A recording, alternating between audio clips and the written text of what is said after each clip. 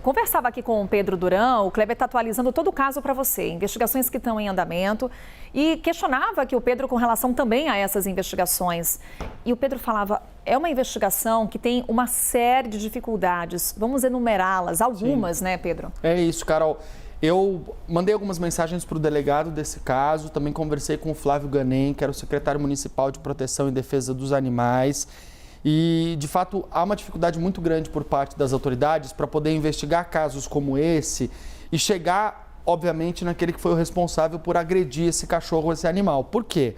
Em primeiro lugar, há uma dificuldade em relação às provas, ou seja, para que você possa provar que houve um envenenamento, você precisa de algum elemento que leve a isso. Então, esses elementos podem ser desde uma prova física, como um resto, um pedaço de um alimento envenenado que foi jogado para aquele cachorro, que muitas vezes não existe, porque o cachorro, quando é envenenado, come aquilo com uma substância como chumbinho ou coisa do tipo, e você destrói aquela prova. E quando existe, é um pedaço de papel, um pedaço de plástico, que as pessoas muitas vezes jogam fora. Sem a prova física, que é de fato um pedaço daquilo que pode ter levado o cachorro a ficar doente ou até a morrer, como nesse caso do Cauã Raymond, você tem a busca pelas imagens. Há muitos lugares que não tem câmeras de segurança no Rio de Janeiro, ou seja, que você tem uma dificuldade muito grande de saber quem foi que jogou aquele pedaço de carne ou aquele alimento envenenado que matou os cachorros ou que feriu os cachorros. E, para além disso, é diferente você fazer uma perícia num animal do que você fazer uma perícia num ser humano, com um IML dos cachorros, por exemplo. Isso não existe.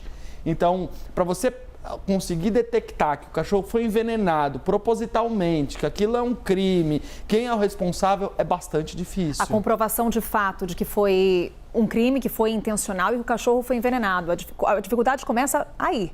É isso. É a mesma coisa, Carol, e isso tem acontecido com alguma frequência no Rio de Janeiro. Eu até discutia com as autoridades lá algumas semanas atrás de imagens que a gente via de animais que são vítimas de maus tratos, ou seja, são abandonados pelos donos, deixados nas ruas com marcas de maus tratos. Se você não tem a imagem mostrando esse animal sendo abandonado, eventualmente com uma placa de um carro, por exemplo, você não tem como chegar nessa pessoa. Então você tem a vítima, né, que é o animal desse crime, mas você não tem nem como aferir se aquilo foi um maltrato ou foi um acidente, por exemplo. Agora, Pedro, diante de todas essas dificuldades, a gente pode até presumir que esse número pode ser maior. Pode ser maior, Carol, e há uma dificuldade adicional a isso, que é o Estado do Rio de Janeiro até tem feito um levantamento preliminar para poder elencar quais são os casos e os locais onde os maus-tratos acontecem. Mas, no caso do município do Rio de Janeiro, não tem esse número. Eu já pedi esse número várias vezes, eles não fazem essa estratificação. Eles não têm um levantamento, por exemplo, de onde acontecem mais casos como esse. Eles sabem que tem alguns lugares da Zona Oeste, como a Barra da Tijuca, que é onde isso aconteceu, alguns lugares da Zona Norte. Falei também com o subprefeito ali da Zona Norte, que é o Diego Vaz, sobre isso, e ele me disse o seguinte: Pedro, eu, como subprefeito, como administrador regional, não tenho autoridade sobre esse tipo de caso. Então, eu aciono a polícia, aciono a Delegacia de Proteção aos Animais ou a Secretaria de Proteção aos Animais e eles tocam a investigação. Mas a gente, do ponto de vista prático, fica muito limitado, porque não há políticas públicas para evitar os maus tratos aos animais, por exemplo. Então, é um desafio não só do Rio de Janeiro, como um desafio nacional, Carol.